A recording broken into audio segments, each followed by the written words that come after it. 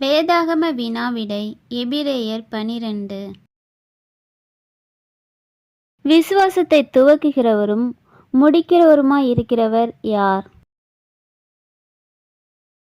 இயேசு. எது போன்ற திரளான சாட்சிகள்? மேகம் போன்ற திரளான சாட்சிகள். நமக்கு நியமித்திருக்கிற ஓட்டத்தில் எப்படி ஓட வேண்டும்? பொறுமையோடு ஓட வேண்டும். எதை தள்ளிவிட்டு ஓட வேண்டும்? பாரமான யாவற்றையும் நம்மை சுற்றி நெருங்கி நிற்கிற பாவத்தையும் தள்ளிவிட்டு. யாரை நோக்கி? நமக்கு நியமித்திருக்கிற ஓட்டத்தில் பொறுமையோடு ஓட வேண்டும். விசுவாசத்தை துவக்குகிறவரும் முடிக்கிறவருமாயிருக்கிற இயேசுவை நோக்கி. இயேசு எதை எண்ணாமல் எதை சகித்து தேவனுடைய சிங்காசனத்தின் வலது பாரிசத்தில் வீற்றிருக்கிறார்? அவமானத்தை எண்ணாமல் சிலுவையை சகித்து. எதை சகித்த அவரையே நினைத்து கொள்ள வேண்டும்? விபரீதங்களை சகித்த. எவ்விதமான விபரீதங்களை சகித்தவர்? தமக்கு விரோதமாய் பாவிகளால் செய்யப்பட்ட இவ்விதமான விபரீதங்களை. எதற்கு விரோதமாய் போராடுகிறதில் எப்படி நீங்கள் இன்னும் எதிர்த்து நிற்கவில்லை? பாவத்திற்கு விரோதமாய் போராடுகிறதில் இரத்தம் சிந்தப்படத்தக்கதாக. யாருடைய சிட்சையை அற்பமாக எண்ணக்கூடாது, கர்த்தருடைய சிட்சையை. கர்த்தர் யாரை சிட்சிக்கிறார்? எவனிடத்தில் அன்பு கூறுகிறாரோ அவனை. சிட்சையை சகிக்கிறவர்களாயிருந்தால் தேவன் உங்களை டேஷ் ஆக எண்ணி நடத்துகிறார், புத்திரராக.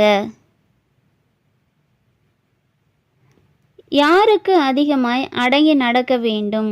எதற்காக நடக்க வேண்டும்? ஆவிகளின் பிதாவுக்கு நாம் பிழைக்கத்தக்கதாக.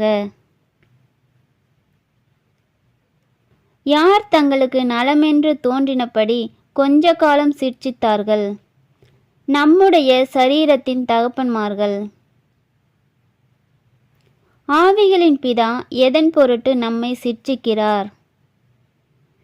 தம்முடைய பரிசுத்தத்துக்கு பங்குள்ளவர்களாகும் பொருட்டு. எது தற்காலத்தில் சந்தோஷமாய் காணாமல் துக்கமாய் காணும்? சிட்சை. பிற்காலத்தில் அதில் பழகினவர்களுக்கு அது என்ன தரும்? நீதியாகிய சமாதான பலனை தரும்.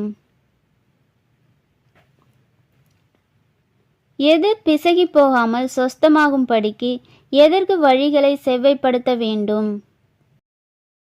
முடமாயிருக்கிறது சொஸ்தமாகும்படிக்கு பாதங்களுக்கு செவ்வைப்படுத்த வேண்டும்.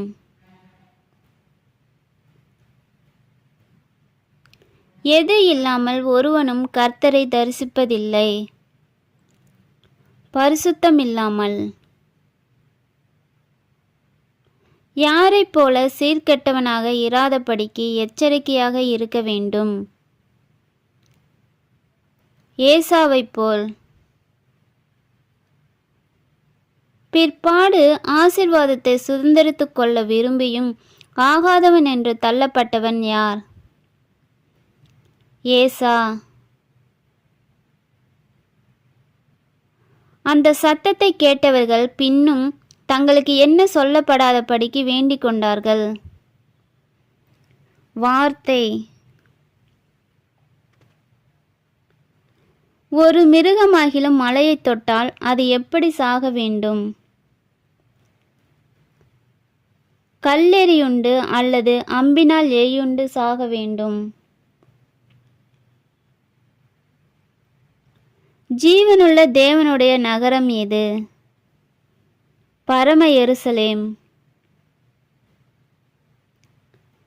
ஆபேலுனுடைய இரத்தம் பேசினதை பார்க்கிலும் நன்மையானவைகளை பேசுகிற இரத்தமாகிய டேஷின் இடத்திற்கும் வந்து சேர்ந்தீர்கள். தெளிக்கப்படும் இரத்தத்தின் இடத்திற்கும்.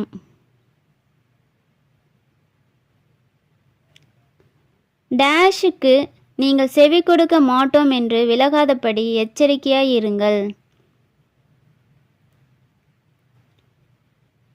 பேசுகிறவருக்கு எப்படி இப்போது வாக்குத்தத்தம் செய்திருக்கிறார், இன்னும் ஒரு தரம் நான் பூமியை மாத்திரமல்ல வானத்தையும் அசைய பண்ணுவேன் என்று. எதை பெறுகிறவர்களாகிய நாம் பயத்தோடும் பக்தியோடும் தேவனுக்கு பிரியமாய் ஆராதனை செய்யும்படி கிருபையை பற்றி கொள்ள கடவோம். அசைவில்லாத ராஜ்யத்தை பெறுகிறவர்கள். நம்முடைய தேவன் எப்படி இருக்கிறார்? பட்சிக்கிற அக்கினியாய் இருக்கிறார். அசையாதவைகள் நிலைத்திருக்கத்தக்கதாக அசைவுள்ளவைகள் எது போல மாறிப்போம்? உண்டாக்கப்பட்டவைகள் போல். நீங்கள் எங்கு வந்து சேரவில்லை? எக்கால முழக்கத்தினிடத்திற்கும் வார்த்தைகளுடைய சத்தத்தினிடத்திற்கும் வந்து சேரவில்லை. தேவனுடைய கிருபையை இழந்து போகாதபடிக்கு எது முளைத்தெழும்பி கலகம் உண்டாக்கும்? கசப்பான வேர்.